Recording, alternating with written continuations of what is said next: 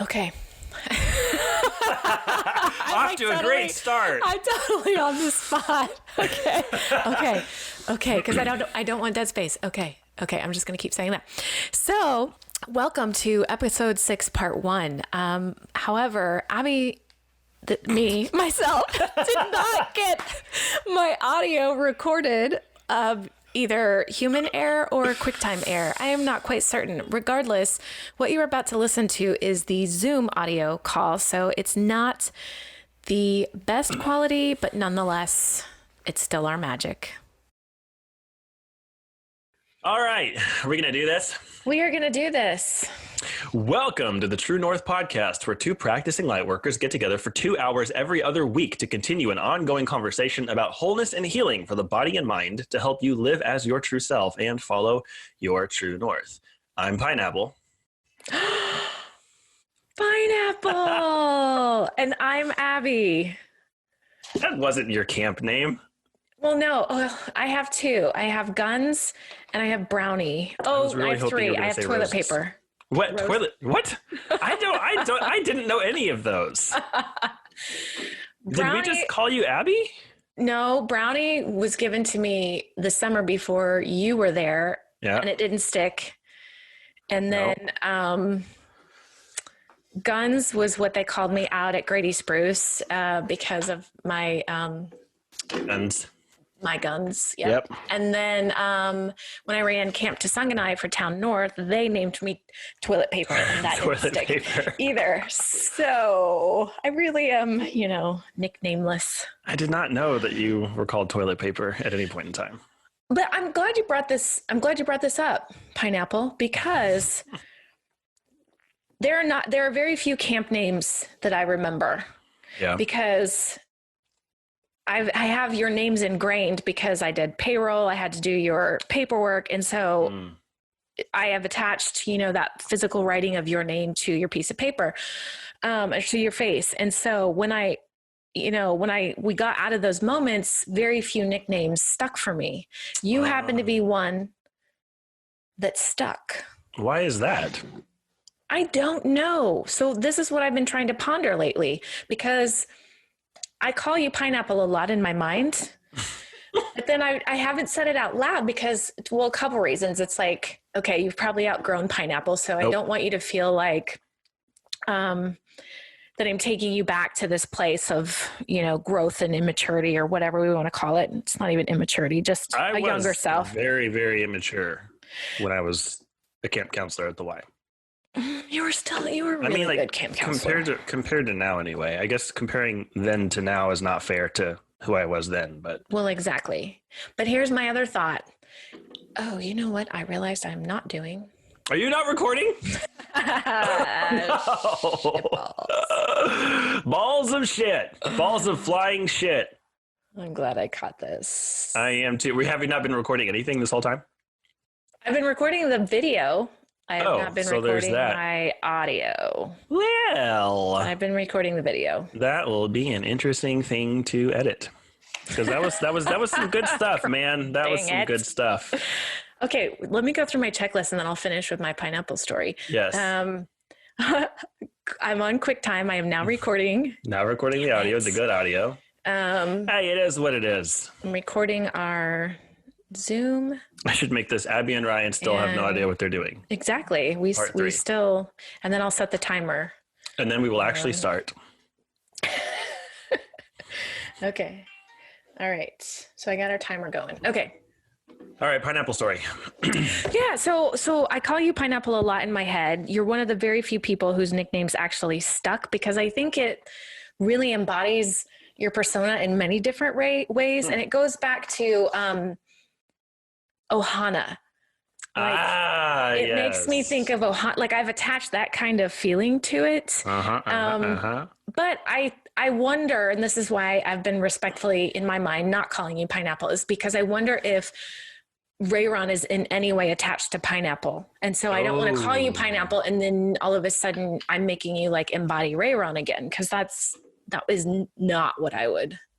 There was a little bit of a buffer between Rayron and Pineapple, And that guy didn't really have a name, but it's kind of in my life story, it's kind of defined by the fact that I was dating this one person. Like I went straight from being Ray Ron to meeting this person. Then we dated. And then after we broke up, I was like right on the cusp of going to the Y.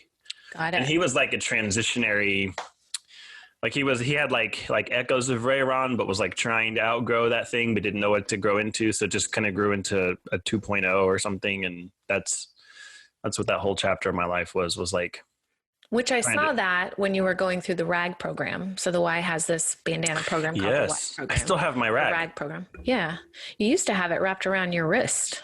I did. I used to not take it. I didn't take it off that whole summer. Like I showered with the RAG on my wrist. It was so gross. I probably shouldn't have it anymore. I should burn it. But I think I texted you a picture. I was like, look what I found. We were moving and I found it and I was like, this is definitely going to go in the keep pile forever. I need to find it. I don't know.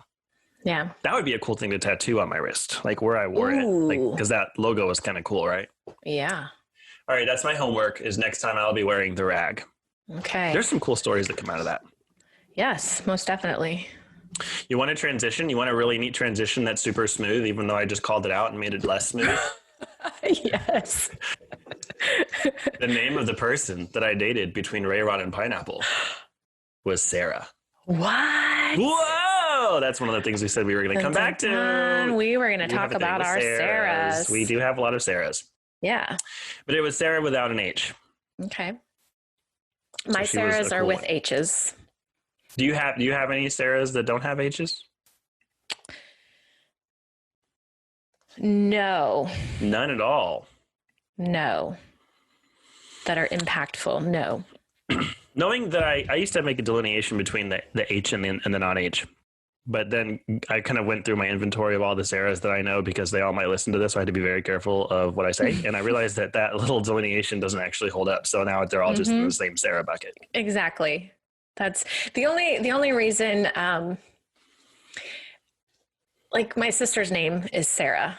And she is my whole heart. And so she's one of my many Saras that is important and vital for my existence. And she would get so angry when she was a kid if somebody forgot the H. It's like her whole identity was wrapped up in the H. It's a very real thing. Yeah. Yes. And so, anytime I see the name Sara, I am very conscious of if there's an H or no H, and I will be sure to get it right.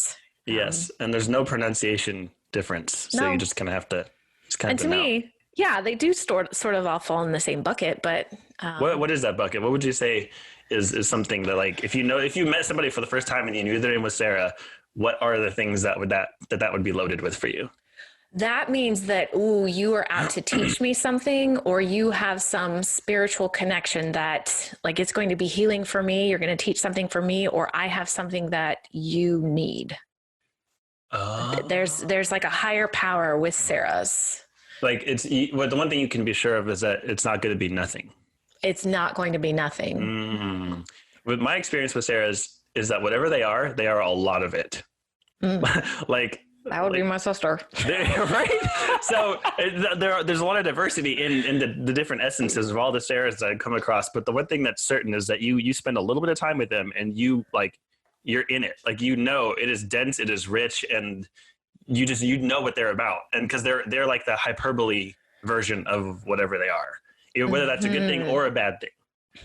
Right? There have been some Saras that have been like destroyers of my life, and then other Saras that like have just been, like you said, just really, really meaningful parts of my life that I look back on with nothing but fondness. But a lot of it, Saras are powerful in either way, but they're powerful. They're just a lot of whatever they are. They're like the French press of humans. Yes.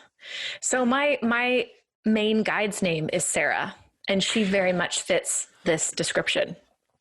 So your main guide, when we used to catch up like once every few years, you would talk about Sara, but it was always just her. And then I noticed recently that you'll mention your guides, plural. I have one. I have my blue rhino. I call her my blue rhino because that was the experience that kind of made me believe in her. And she won't tell me her name because she said it's not important. But like, what's your whole pantheon 7. of your set? Are you serious? Yes, I have 7. Yes. I was just thinking this morning about how magical that number is for me. But 7? Yes. 7 means. Okay. Okay, I'm going to write that down in my I notes. know. See, I'm taking notes. Yep. Number 7. Number 7. I actually sent out the True North Tuesday today, 2 days late, and I wrote a little thing about 7s because it was the 7th issue, and then I deleted it because it was not necessary. But okay, you have 7 guides. Wait, next week is perfect. Well, next time, because it's the 7th episode. So let's talk about 7th then. Let's talk about 7 then. Okay, we're going to talk about 7s on the 7th episode. Yeah. So my story on my guides. So, okay. Backstory on why I know I have guides. We've kind of, I think, talked about how you sort of developed that and learned that you have these other souls guiding you. Yeah. So I have grown up always hearing things in my head before they happened. Sometimes they'd be premonitions. Sometimes they would just be advice, guidance, that kind of thing. And is this like someone else's voice talking to you? Like you hear my voice right now? Yes, but it's always been female, but it wasn't mine. And I always thought it was normal. I never told anybody about it. I just thought, and then of course I grew up, going to church every Sunday as well. So for a long time, I thought, oh, that's just what God sounds like in your head, right? Like trying to put that idea of God can talk to you and all that. And so as my kid mind is like, oh, that's just God talking to me, because it was never ugly. And I had a lot of ugly, negative self-talk growing up. Like from the moment I can remember, I always felt I was doing something wrong. And so I'd be scolding myself. So there was a very clear difference in this voice. They never said negative things. And, it was always helpful in some way or warned me of something that was about to happen. So in a way it became like if I knew some abuse, like I would be warned that some abuse was coming. That event didn't change, but I was able to sort of get outside of my body to allow it to just happen and not be consumed by it. Right? Like it became a safety survival kind of situation. Okay. Even to the point where when I moved to Dallas with my friend Jill, we were young, early 20s, just got out of college, and we liked to dance. And so we went out dancing in those really icky clubs in Deep Ellum. They're not, I don't even know if they're there anymore, but it's like even the 18 and over clubs, they're just really seedy. Right. And I remember leaving one night and walking out to my car, and this female voice, very loud and clear in my head, was, turn around, he's following you, go down the alley to get to the other street. Oh, shit. Turned around, saw this man in the shadows, like immediately went down the alley to this other street. And so of course, like I'm panicking, and you're like, all right, what was that? Was that real? And then the next day on the news, there was a man that had assaulted several women in Deep Ellum the night before. Yes. So I was like, okay. So at this point, I still don't know what this is, just thinking it's God, my intuition, something. It's not me.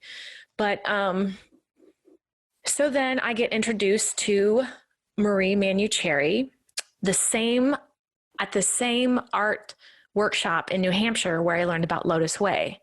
Like, I think I'm going to make art. This was seriously a spiritual awakening. Like, it was an art workshop, but it was way much more than that. Yeah. So, she has a book called Intuitive Self-Healing. I was just trying to look it up on my shelf and got really interested.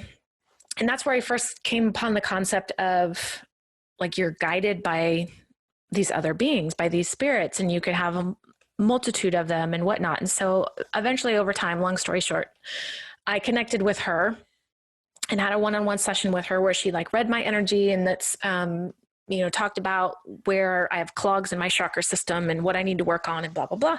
And she's the one that ultimately told me I had 7 guides. And then since that time, I just sort of took it as a number. She didn't really give me any more information. And so then I've slowly been finding ways to meet them. And I now go to another psychic medium in Dallas who's talked about them. There's been Tony who's talked about them, a medical medium. And then there's been 2 other people that I've seen that have all confirmed the 7 guides. So as I've started to develop this, 2 of them are children.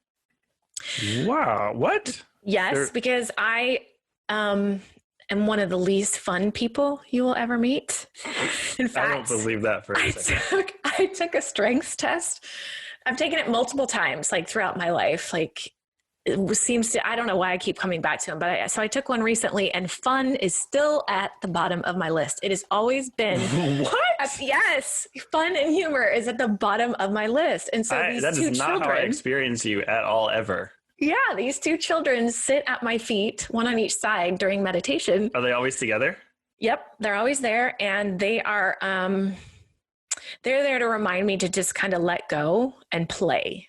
Like they're constantly wanting me to play. And if I sort of do something and I take it overboard, it's them that's sort of doing that, because I'll do that sometimes. Like I'll play like a joke and I take it too far. That's them like really pushing.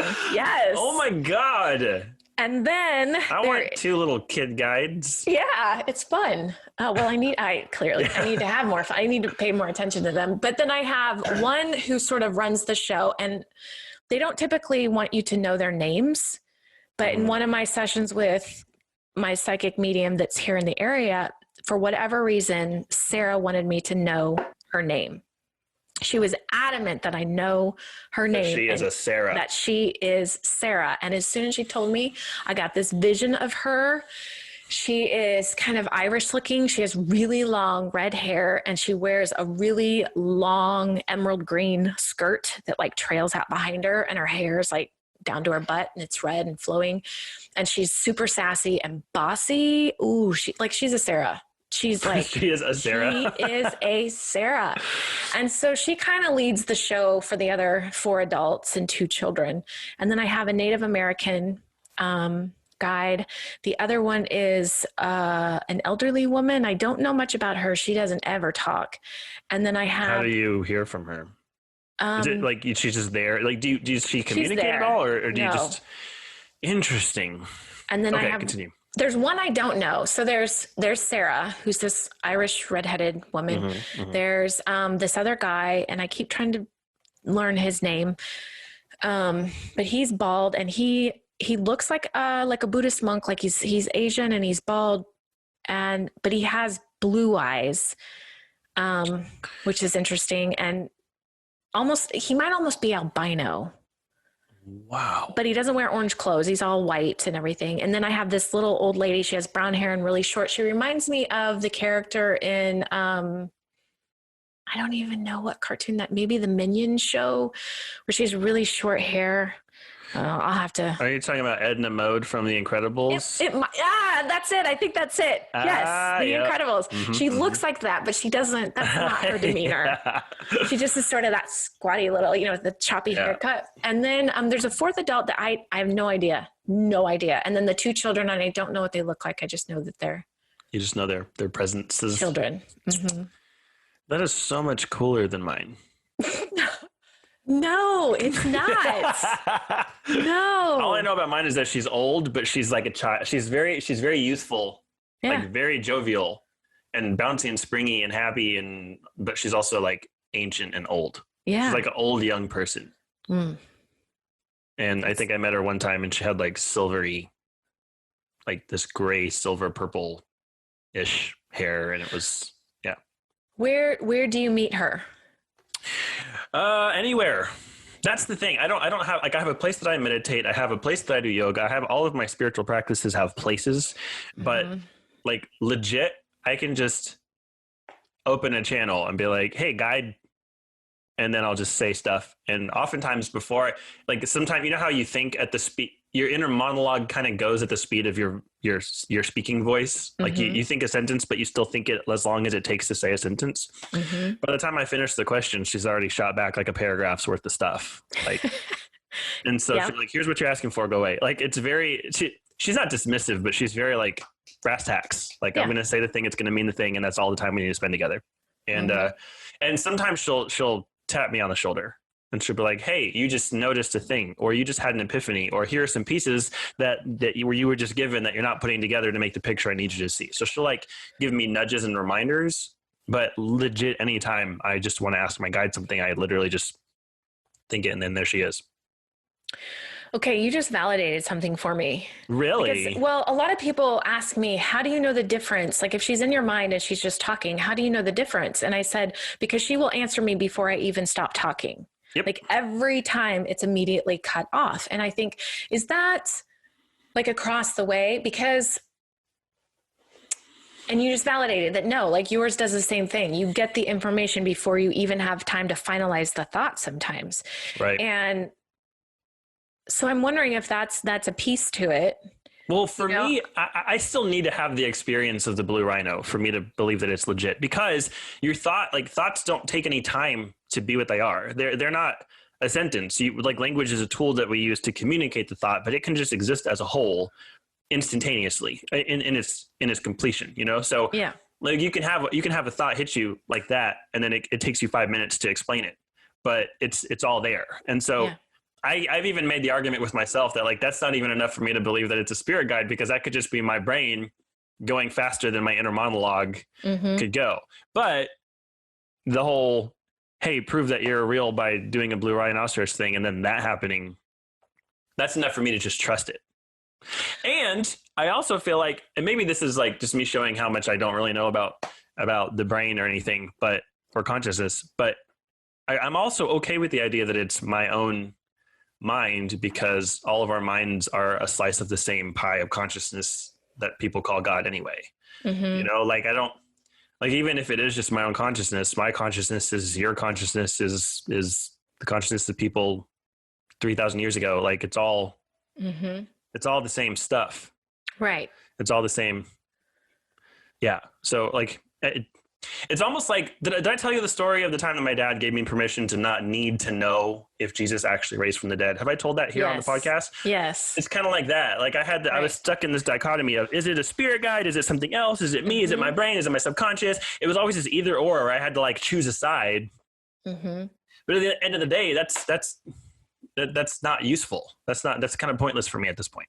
I heard the voice. It pointed out things. If I pay attention to what the voice says, then I know that I'm living closer to my true self, you know? So I don't really even care where it comes from at this point. It's helpful. This brings up an interesting point that I wanted to talk to you about. And I didn't finish with Sara. I always meet her in the forest. I think there's a reason for that, but this is more important. We got to come back. We can come back. Yes. This is really important. So I have sort of had this epiphany in the past couple of days. Is this the message you said you had for me? Because I'm so excited about the message. No. Oh, okay. Okay, continue. Sorry. I will stop interrupting you. I have to make, yep, here it is. Okay. Okay. So, all right. So when I met with one of these intuitive healers many, many years ago, it was via Skype. And at that time I had this cat that always hung out with me in my office. And so during our Skype call, all of a sudden, like, normally she would like lay in the corner, but during this call, it was like she was all up in my business and she was going across the screen and everything. And so this person said, she really likes that you're starting to learn about this. And she's excited. The cat does? Yeah, the cat. And she's excited for you to start communicating with her. And I'm like, what? And I go, okay, she goes, yeah, cats and dogs are incredibly intuitive and spiritual beings, but dogs don't know what to do with it and they're afraid of it. So they'll shy away. So anytime there's ghosts or energy or anything, that dog will like be gone. But the cat will just like stare at it. Like if they're, and literally my cousin, we're kind of discovering that she's actually a medium and she can channel spirits. And when my grandmother passed away, I think she visited my cousin, and her cat and her infant at that time were both sitting there. And we believe that just it was like grandma staring at this doorway. There was a doorway. Oh my God. So back to the cat though. So the cat then, so I'm like, well, how do I do that? How do I communicate with a cat? I really want to know this. Well, animals don't know language. And so if you want to like communicate with her, you have to show, it's got to be in symbols. Like you have to show her a picture. So you get in the right side of your brain and you create a picture, because if you just say words to her, she's not going to know what you mean. And so now I communicate with the same cat who is still around, like every day. And as soon as I start talking, quote unquote, talking to her, there she is. Like she'll pop up on the counter when I'm getting ready, and we'll how do you do it? What is crazy it? Right now. What does it? So crazy. Like, what is it like? Like if I were to watch you talk to your cat, what would I be seeing? Nothing. You would be seeing it's all like, it's just I've tried to get out of my language and really like so not you're think thinking about it. About symbol. You're thinking Yeah. So I'm trying, like, I'm picturing her up on the counter. Like if she's not there, I'm sort of picturing her essence, like sitting there. And then that's all of a sudden when she'll like, no way, pop up and sit on the counter. Right. So I like fast forward, like I've always known this. And so I mess around with cats as often as I can. And I've never told anybody this, Ryan, never. And now you're telling the whole world. And everybody's going to think I'm crazy. Wow. Okay. I can't believe I'm just keep going. You're already this far into it. That's sort of the backstory to where I'm going. So that's the backstory? Yes. Cause fast forward to a couple nights ago, and I took the class by the author. And of course I don't have his book in here, but the book, No Self, No Problem. Yep. And he kind of held a class and just gave some information. And he talks a lot in this book about the left brain and the right brain. And I talk about it a lot in my classes because it really fascinates me. But everything that we talk about in True North resides in the right brain. All of our tuition, all intuition, all of our spiritualness, everything in the left brain is all that interpreter that makes up stories, gets us the lizard sort of runs the left brain. Right. So then when I'm like, wait a second, the left brain controls language. The left brain controls language. It controls talking. So how do I know if those guides are really talking to me or if it's my interpreter just trying to like, yeah, that's what you think it is. Let's just roll with this and make some shit up. So I'm like, okay, so is intuition really symbols? Is it not language at all? Or is Sara using my modality in my human body and using my language to communicate with me because she knows that's like, Or maybe she's just smacking you in the right brain and then the left brain jumps on it and says, here's how we figure out how to understand what just happened over there. Yeah. Yeah. I don't know. Like this is something I really am fascinated by. But then that brought me back to the cat. Like, okay, well, that makes sense. Like if I need to communicate with her, it's not through words, it's not language, it's actual like symbolism and feelings. And the crazy thing is like, just fairly recently, like I've been able to see people's auras. With your eyeballs. Like they pop up. Like there's a friend of mine that had a daughter that went through childhood cancer and she started popping up to me in holograms. So then I now have that evidence like, okay, that's not language, right? Right. So I'm like, I need to figure out how to explore this. Yes, because this is the most fascinating thing I think that has been said on this podcast. This far. My mind is blown right now because my cat, I have one cat, and he has been all up in my business for the last few days. Okay. Like anytime I'm anywhere, he doesn't want food because I feed him and then he follows me anyway. And he's not telling me that the litter box needs to get changed because it's changed. And there's, so all of his like his Maslow's hierarchy needs on the bottom are met. And normally when I meet those, he just leaves me alone.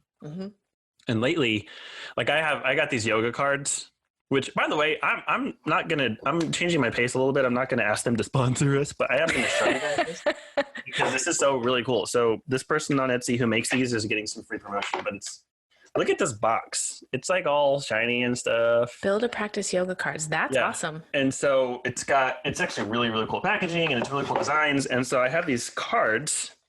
I don't know if you can see. Yes. People on Patreon will be able to see in the video, but it's like all these different poses and on the back, it shows you how to do them. And there's meditations and stuff, breathing exercises. So in the morning I do yoga with Adrian on YouTube. And in the PM, my body, because I've been listening to my body and doing what my body tells me to do. Okay. And my body was like, you need to get some yoga cards.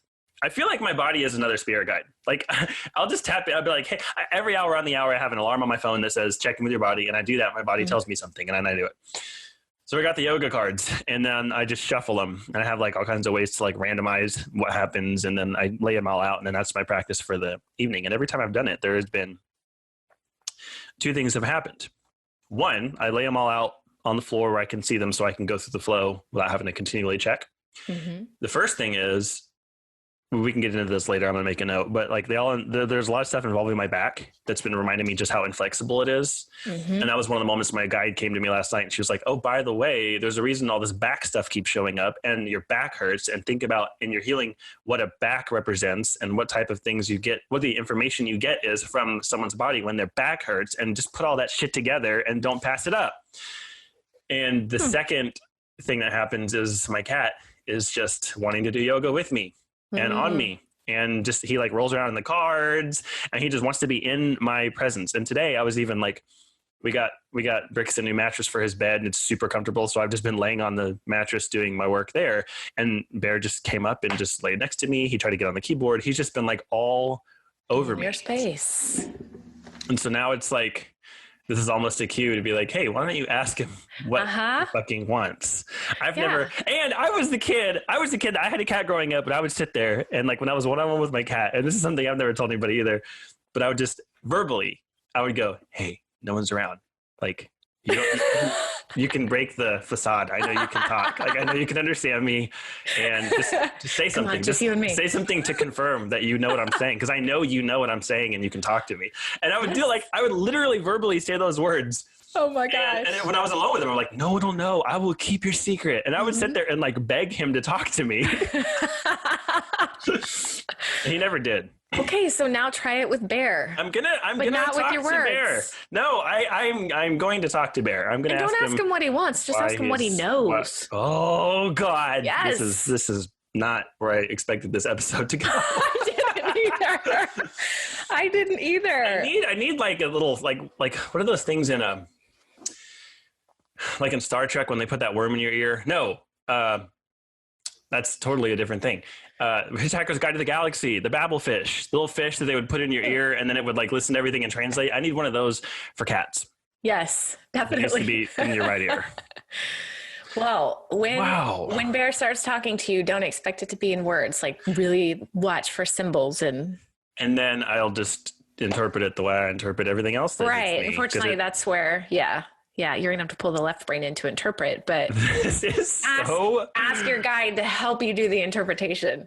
I am so excited about this. Yeah, this is so fun. I'm gonna sit there with my guide, with a blue rhino and a black cat, and just be the second craziest person. I don't want to dethrone you as the craziest hey, let's be in the same boat. I don't know. Of talking to cats. God. You said something else too. You said, I feel like my own body is a spirit guide, but I think there's a lot of truth to that, because I think we are our own guides, because our physical body is the house of our soul. So naturally, like, that's true. Well, I mean, I say that because I've been interacting with it as though it is a spirit guide, and I've been getting responses, and it's not in messages. It's not like in English. Like when my guide talks to me, I feel like I think I've tried to describe this before, but it's like I'm instantly, my brain is impregnated with the memory of having just heard a thing. Like I don't actually hear it audibly, but I just hear it echoing in my head as though my ears had just picked it up. You know, she just stopped talking, and then it stays with you. But with my body, it's always like, it feels like an epiphany when you realize you need to do something. Like, oh, I need to go to the store, or I need to whatever. Like you just get hit with an urge to do something. That urge that precedes the inner monologue saying I need to, that's how my body hits me. Like I just checked in with my body. It was like 2 or 3 p.m. The alarm went off. I said, okay, body, how are you? What's up? And then boom, I need to get some yoga cards. Oh, I need to do a second yoga practice. And I've already learned that like the first one is like maintenance. It's the workout. It's the getting the day started and all that stuff. But the one at the end of the day, I'm starting to learn that is learning. Like that is, I am there to learn. I'm not there to work out, to break a sweat, to get flexible, or to get strong. I'm there to learn. And so it's just really interesting how, I tried kimchi for the first time because I checked in with my body one day, and it was like, I need fermented foods, just out of the blue. And so I've got some sauerkraut, I got some kombucha, I've got some kimchi. And so when I check in with my body and I follow the lead, That's how I hear it. I hear it as like all of a sudden urge to go and do. I need to do this. Mm-hmm. And so it's become very much a spirit guide type relationship. And maybe that's because the body, like you say, the body's a house of the soul. So maybe I'm knocking on the door and talking to what's inside. Like I'm talking to the soul self. Yeah. And this is a conversation we need to have because we've kind of touched on it before in our years of reconnecting, but keep saying your thing. I'm going to write some stuff down. You go right ahead. I think we need to hear this. No, I don't want you to lose it. I'm not going to forget this. Go. Well, just the fact that, our physical body is the house to our soul. And so we should be taking better care of it. So the water that we give it, the food that we give it, the love that we give it, right, is really vital. And I think there's a breakdown when we're eating junk food and yes, not eating well and drinking contaminated water and blah, blah, blah. But this leads me into the message that I have for you. But okay, you say the message. I am still more excited about that. This can wait, but oh my God. Okay. What's the message? Lay it on me. Hit me with it. This is from another guide to my guide. I don't know if it's yours or not. Oh shit, because my guide has talked to my friend's guides recently as well. Yes. Actually, my guide sent one of my friend's guides to talk to me because I wasn't hearing what she was saying. And so she was like, hey, I'm going to pull. Okay, sorry, I'm getting distracted. Yes. Another guide talked to your guide. Go. And you're going to have to interpret this. Okay. Because I'm just going to read it. Working out is so powerful for me because it is the merging of body and mind and not the separation of it. It is the ability to elevate both to a higher place than usual and allow them to give each other space for the other to grow and teach you. It's like the synchronization or light and darkness to me. Does that make any sense? I think it's based on a conversation we had in the past about working out and what it means. I'm going to try to type it over here in the chat. Yeah, because I was gonna say I want you to read that again or to see it or something. I need to sit with this for a second. I know. Working out is so powerful. Can you do it in symbols, please? Just wingdings and emojis. Because would be great. Is the merging of body and mind, not the separation of it. Well, we were talking about that last week about how they each have their own thing in terms of working out, seesaws. Though, yeah, we didn't. I remember mentioning that working out is like turning the body up full blast, which turns the mind down to zero. Just like meditation turns the body down to zero and the mind up full blast, right? Yes. So both of those, it would sound like both of those were something that intrinsically separates the two, almost like a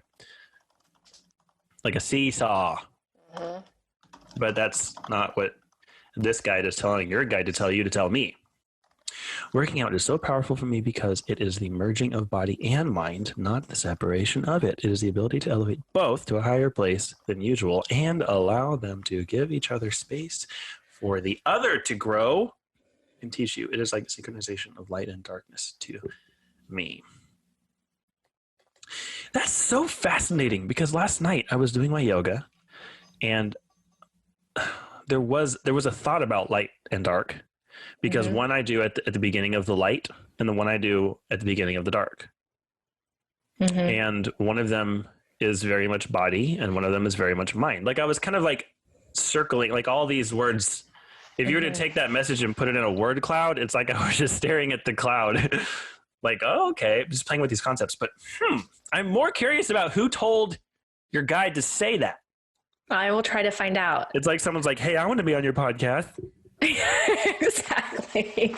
I have comments. That's our first comment on our podcast. It came from a spirit guide. Yes, it did. But they just don't have access to iTunes, so they did it through your brain. This is I need to write this down and like stare at it every day this week. Well, and this goes with kind of what we were saying, where like I'm trying to say, get out of your mind and into your body, or your thinking mind anyway, because I do know that the mind is a tool. Right. So get out of your thinking mind and into your body. But this is the message, and especially with working out, like we're talking about working out to process your emotions. And so you kind of, when you work out, it's a physical thing that allows you to get your thinking mind out of the way. It's like you're distracting it with doing something physical. But what they're saying here is, no, that's not it. Working out is supposed to be this powerful merging of the body and mind and not the separating of it. So like that in itself blew my mind, but I don't know how yet. Like I don't know. I feel like there are, like I'm working through The Power of Now by Tolle. I feel like there's no right way to pronounce that name. It's just going to be different flavors of wrong. By Eckhart. And correct. He just got to a point where he delineated. He's all like, get rid of time. Don't live in time. Stop creating time. Don't live in the delusion of time. Time is insanity. And then he in the third chapter delineates between like psychological time and clock time, where then he addresses that you need to acknowledge time so that you can understand that tomorrow is a thing. And, you know, like there's certain logistical elements that time is an integral part of. Right. But then there's the psychological time where in the present, you are then living in the past or the future.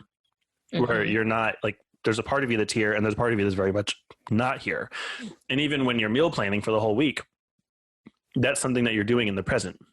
Right. And we've talked about that. Yes. And so I think when we talk about mind, we need to also make a similar delineation where there's an unhealthy mind. Which is ego, which is the thing that all wants to like, it thinks it's going to die and everything is a threat and I have to keep myself safe and stay alive. And then there's another part of mind. That person doesn't like me, all that. Right. All the negative self-talk. And then there's another mind, which is also thinking and it's also processing and it has its own inner monologue and it's all, but it's not ego driven. It's just, it's like, that's your essential self. That's your true north. That's your soul coming in through your body. Maybe that's what it is. Like you live in just your mind. You're going to err on the side of the egoic mind. That's all self-preservation and reliving hurt and being afraid of the future that it can't control. But getting back into your body reawakens your connection with the, I don't know, I'm going to call it soul mind, which is, that's the inner pilot light. That's the voice. That's the voice that's interpreting the messages from your spirit guides or from your cat or like all the inner monologue that is not negative self-talk, because that was a delineation for you. It was like, oh, this is a voice in my head that's not trying to eat me alive, right? Yes. And so that's the other mind. That's the soul mind, the true mind. The soul mind. And then getting into your body creates space for that mind to have a voice that may eventually get louder than the ego mind. Well, and maybe yes, and to that point, then the body is sort of the compass to the soul mind. So if you're getting off track and out of the soul mind, your body should be screaming at you like, nope, you're going back to the ego mind. Right. Like the body. Yes. The body is the house of the soul. Right. So that's my alarm for me to check in with my body. I'm going to ask my body what it says right now in front of everybody. I'm going to do this. Also, I've decided to, on the hour, kick in my energy. Oh, there it goes. I've also noticed something that when I do this, if what I am doing in that moment is aligned with my true north, it's not difficult for the energy to just turn on. And if it's not, it takes a while. Like when I'm doing a healing on somebody, if I have doubt or fear or any type of like negative feeling around it, it's not going to work or they're not going to believe me or whatever. It takes forever for the energy to kick in. It could take like minutes of me sitting there just breathing. But then if I'm walking in confidence, or if I just know that what I'm doing was what I need to be doing, what I'm supposed to be doing, and everything is right, then it just kicks in, and it's on fire right now.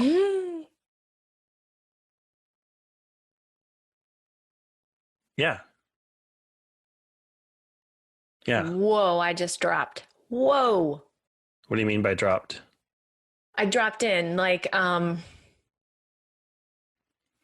it's weird. It feels like this whoosh that goes through my body. And then all of a sudden, like the bottom half is really heavy and hot at the same time. Like I just rooted really deep, really fast. Oh man, what else has made that happen before? The whole top half of me is like light, like you're expanding, like you're expanding up and down into the root and the sky. But physical sensations, the bottom feels heavy, like I couldn't move my legs, and the top of me feels like I'm floating. Like even the physical sensation matches the expansion of light and the grounding into the. Do you ever feel like you're going two directions at once? Two directions at once. The weird, like, let me explain this. There's sometimes when I'm meditating, and I think like I just call it a glitch in my motor strip, because I'll be sitting still, and all of a sudden I feel like I am like descending into the earth. Like almost like I'm on a platform. Like, you know how when you're in an elevator, you can tell if you're going up or down or not at all? Yes. So it's almost like I'm on a platform where my connection with the ground isn't changing, but the whole thing is just moving at a steady rate down into the earth. But then at the exact same time, I also feel like that platform is being lifted up into the sky. Like I'm going like this. Yes. Or sometimes it's like up and back and down and forward. Yes. You know, like, and it's like, I don't know how to describe it other than I feel both 100% fully and completely simultaneously. And if I open my eyes, it goes away, obviously. But in that moment, it's like I really legit feel like I am moving. Like there are times I've like jolted because I lost my balance or I thought I was going to fall off of something. Yes. Has that ever happened to you? Yes. Now that you describe it that way, it happens to me all the time in meditation. In meditation? All the time. When I'm... Yes, but if I'm in a time of high stress and I'm trying to sit in concentrative meditation, I can't seem to get there because my ego mind will get in the way. But when I'm like right now, I'm in a really good place. I think a lot of it has to do with taking that extra time midday to be present. But there are times where I will all of a sudden be leaning really far back where my ab muscles are fully engaged to keep me upright, but I don't feel it. And all of a sudden I'll become aware of like, whoa, I feel like I'm levitating above the floor. Like I've laid all the way back. But I also get the separation too, but it doesn't feel like I'm like stretching, you know, like one of those, if you were standing, it just feels like I'm just growing bigger with it or something. But I do feel, yes, I go in both directions, but sometimes I physically move without even realize. Like once you like take inventory of what your body's doing, it's not what you realize that it was doing. Yes. And I can be, a lot of times I'll be even bigger than the room. Yes. Like I'll become very aware of the room and I feel like I'm this giant in it. Yes. When I was a kid, I could not explain this, and this doesn't happen so much anymore. But when I was little, sometimes I would feel like if this was my arm, I would feel like there's an invisible another me that's like 2 feet out from wherever my skin is, you know? And I remember like walking through the house, just moving my arms, pretending like I had this giant, like Stay Puft Marshmallow Man version of me around me. That's also me, but it's like out there. But I would feel like if I really leaned into it, it was as though that field also had nerve endings and could feel things, you know? Right. And I would walk through the house with my eyes closed, trying to feel the walls before I hit them. And I never thought about it. I wasn't in a place where I wanted to investigate that type of thing. So I just was like, oh, my brain's doing this cool thing. That's neat. And then I would let it happen and it would go away. But that is your aura. You were feeling your aura. My own aura. I can feel other people's auras now, but that was, I wonder why that doesn't happen to me. You would think it would happen more. Right. Because you should feel, and this has happened to me before. And I'm glad you brought this up because this is something I really want to explore and learn how to do. But sometimes when I sit in meditation, my dog will walk in and she's very quiet and I typically have headphones on because I listen to chanting and other things.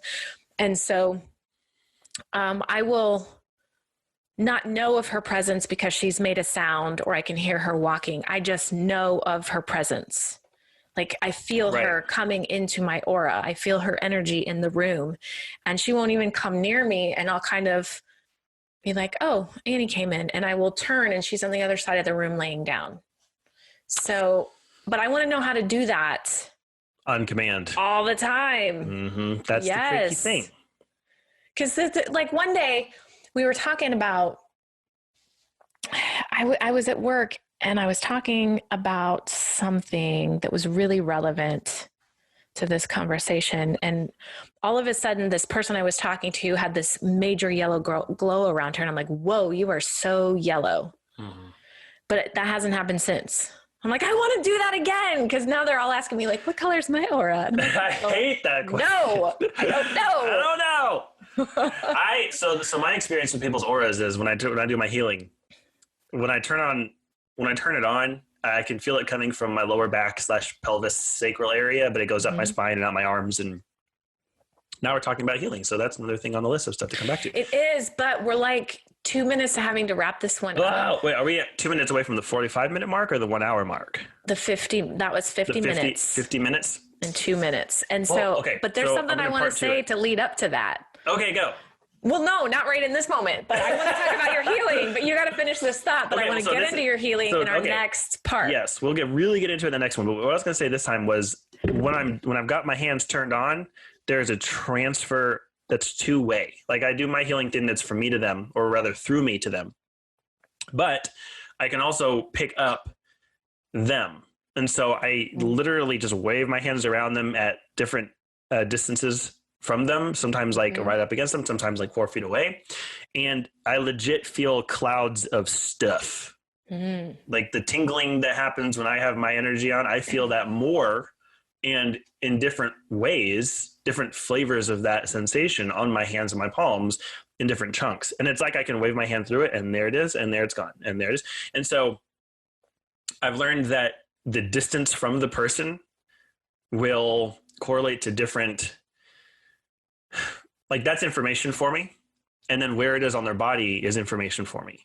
Right. And so while I'm just giving them a jolt of what I give them, I'm picking up this stuff. And then that puts questions in my head to ask for more information about different parts of their lives or their situation or their interiors based on the information I get from where around them I feel the emotional material. And every single time, Abby, 100% of the time, like I did this to my chiropractor.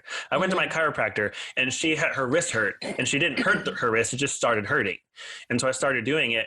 I started doing the thing around her wrist and then it went up to her elbow and then it went up to her shoulder. And then it went kind of to the left side of her upper back. And I said, the stuff you're feeling in your wrist is from stuff that you're holding way back here. And you're not feeling it in your elbow or your shoulder, but it's there too. And I started talking about what I feel and talking about asking questions like, is there a male presence in your life that's affecting your work? And kind of getting in the way and all this. And then she looked at me and she told me this whole story about what's going on. And it kind of felt cold reading-ish because it's all very vague. Like I'm basically giving you like a slightly specified container to put your life into. And there's always going to be something that fits that, right? But the thing that they always say ends up being exactly what I was feeling around them. Right. When I was so I don't see auras, but I can feel auras, but I have to be in person. I can do a lot remotely, but aura stuff, I have to be in your physical space to be able to feel. Yeah. This is blowing my mind. Is it? That never happens on this podcast. Yes, it does. Oh my gosh. I haven't even talked about the thing that I freaked out about earlier. Let's see how much content we can just stuff into the last 5 minutes of this. We have no sponsors. We can just talk about ourselves. Yes, we can. No, Abby, you know what we forgot to do last time? What? We forgot to end with a gratitude. Yes, we did. Let's do it. And then we can talk about all the stuff we did. But the next time, we're going to just hit the ground running with all of this stuff. But first, we should do gratitudes. Okay. You want to go first or do you want me to go first? Because there's our timer. That's you go first. Do you have one? I'm just gonna, okay. Yes, I do. It's just, I think I'm really grateful for my kind of collective community of neighbors that are now turning into friends. So of course, with all this major pandemic, we have not been able to go anywhere. And so that's led us to be outside a lot more. And there's a lot of moms in a mom group that I'm a part of, and I haven't really met their kids. Like, we do a lot of mom things together, but we really haven't hung out as families. And through all this time, we've really been spending a lot of time as families because everybody's out walking. So like, they'll swing by with their bikes because they're out for a walk, and you know, their kids are yelling Patrick over the fence because we're probably in the backyard. And it's like, I'm just, in a way, it's one thing I can find gratitude for out of this whole mess is I now feel like I have a community. I have roots. And tonight is Patrick's birthday. And well, today is his birthday, but tonight I'm like, you know, we don't get to do anything. And his little friends really can't come over and whatnot. And so I just put this call out like, hey, could you all just come by at 7 with your lawn chairs? We'll sit 6 feet apart. Let's have some cake. Let the kids ride their bikes and run around the yard, but kind of celebrate. And everybody's like, I'm there. And so it's just like, I'm grateful for people who show up, right? That want to show up. They want, because they get the same value out of it as you do. And so it's something that I've been waiting for a really long time and haven't been able to find. And I'm just, I'm grateful that I could just put out that call to sort of come love on my son and eat some cake, and let's all just be neighbors and friends and celebrate love. So that's what I'm grateful for. That is beautiful. Yeah. I am grateful for, this is going to sound so cheesy and lame, but never. I really am grateful that I now have a gratitude practice. That's a great thing to be grateful for. What are you talking about? Well, it just sounds like a cop-out, but it is true, because once I started really taking time, not just to be grateful, but to feel grateful in my body. Exactly. And more than words. Yes. And I've also adopted the practice of not just being grateful for things that I have or that have happened yet, but for things that have not happened. I'm not going to say yet, because that implies that I know the future and I don't. Mm-hmm. But there's a certain way that instead of projecting into the future with expectation or fear or hope or worry or all the things that kind of get us spun up into our egoic mind, mm-hmm. I've started projecting gratitude into the future. Like, if that thing is out there, I'm so grateful for it. Awesome. And that has been such an eye-opener, because it has reframed the way that I look at now. Yeah. To the point where gratitude is becoming less of something that I do and more of something that I live in. Like, I will find that I have been feeling. Yeah. And then what happens is I start noticing the things that I would then have gratitude for a lot more readily and often. And there are some things about this part of my life that are very confusing and difficult and challenging. And if I let myself sit in them for too long, can just put me in a really mucky place. Mm-hmm.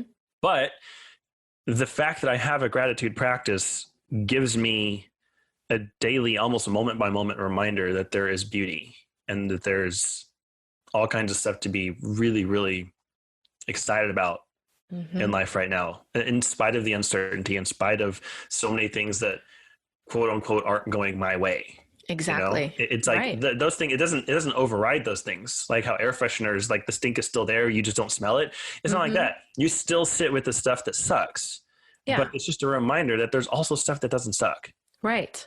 And that in and of itself is what has gotten me through a lot of things in the last few weeks I would have rather not have had happen. And still be able to wake up the next day and be optimistic about what it brings. So what you're saying is your gratitude has built resiliency. Yes. Oh, yes. Yes. Yeah. I do like that your gratitude, you are grateful for gratitude. You're grateful for the universe's timeline. Yes, like it is. That's a good one. That's what I was hearing you say, where you're just grateful for the things that haven't happened for whatever reason. But you're saying that you have that faith, and you're grateful for that faith and trust in the universe just to unfold what is ever in your highest good.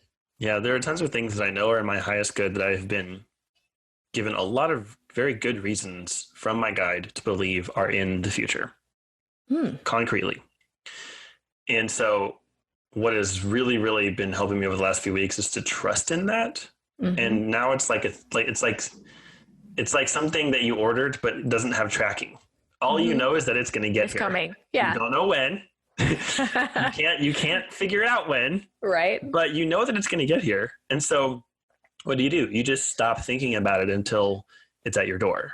And that allows you to let it be in the future and allows you to be in the now. And you just kind of know that. Speaking of doors. Did you hear my doorbell? Now you're going to hear my dogs. That Speaking couldn't of have come at a packages. better time. What? Baboo! That was awesome. Oh my gosh, that was so awesome. This is Tracking number. This is amazing. And that's a good place to leave it. Yeah, because I gotta go to the bathroom. All right. So we are signing off. We'll see you guys in episode 2. No, part 2 of this is episode 5. 6. 6. No, this is 5. Is this 6? This is 6. This is 6. All right. Well, until then, you can go muck yourselves.